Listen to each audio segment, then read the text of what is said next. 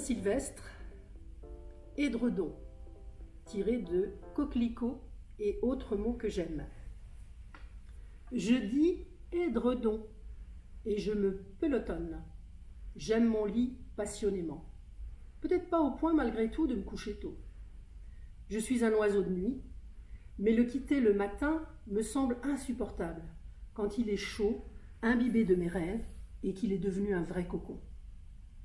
Pousser une jambe dans un coin plus frais au risque d'attirer une crampe, me retourner comme une carpe. Oh, le danger de me rendormir. Je suis devenue une adepte de la couette. Si agréable et qui simplifie tellement le ménage. Mais l'édredon, c'était autre chose. On dit édredon, ce est ouvert comme un bâillement. Dredon, 2 fois le D, consonne douce et délicate.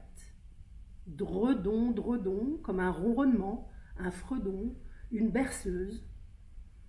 L'édredon était gros, rebondi et lourd, même s'il était rempli de plumes.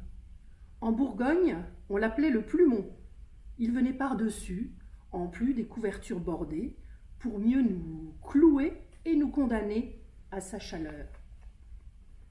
Il est vrai que parfois les chambres étaient si froides quand le givre dessinait ses paysages sur les vitres et qu'on avait besoin de cette caverne, de ce terrier de marmotte pour survivre à la nuit.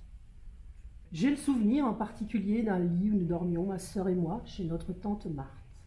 Il était si haut qu'on devait prendre son élan pour y grimper, s'enfouir sous 2 édredons, avec la sensation de naufrager touchant au port. Nous cachions nos vêtements sous les couvertures pour pouvoir les renfiler à l'abri au matin, chaud de la nuit, avec des contorsions qui donnaient le fou rire. Malgré toutes ces précautions et malgré la brique sortie du four et censée réchauffer nos pieds, nous grelottions encore longtemps avant de nous endormir dans l'humidité de la vieille maison. J'ai une petite nostalgie.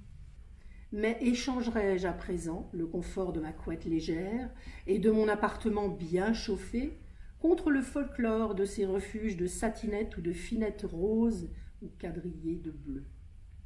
Peut-être pas.